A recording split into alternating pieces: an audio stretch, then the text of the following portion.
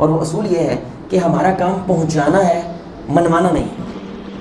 اور بہترین انداز آپ کو یہ نقطہ سمجھانے کا وہ استاد ہیں جنہوں نے اپنے شاگرد کو ایک کمال کی نصیحت کی۔ آپ کو عجیب لگے گی، شاگرد کو بھی عجیب لگی تھی۔ انہوں نے کہا پتر، نہ تو تم نے اللہ بننا ہے اور نہ تم نے رسول بننا ہے، بس یہ نصیحت لکھی ہے اور شاگرد کو بھیج دی۔ اگر تم یہ چاہتے ہو جیسا میں چاہوں ویسا ہونا چاہیے تو یہ صرف اور صرف اللہ کو زیب دیتا ہے۔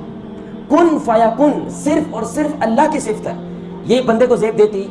بولے بھائی زیب نہیں دیتی۔ اگر تم یہ خواہش کرتے ہو اپنے گھر میں، اپنی فیکٹری میں، اپنے اسکول میں، جو میں چاہوں ویسا ہونا چاہیے، ایسا تو ایک بات ہے ہونے نہیں والا، لیکن اگر تم ایسی سوچ اپنا لو تو تم خدا بننے کی کوشش کر رہے ہو۔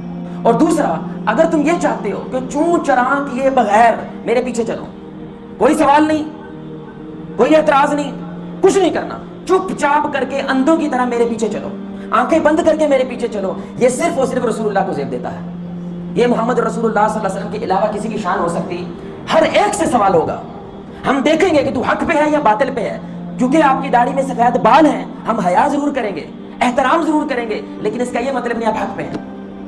بڑا ہونا اسلام میں حق پہ نہیں ہوتا، جو قرآن اور سنت کے ساتھ ہے حق پہ وہ ہوتا ہے، چاہے وہ مسلی ہے پٹھے کا، چاہے وہ پٹھے کا مالک ہے، جو حق پہ ہوگا ہم اس کی طرف ہوں گے۔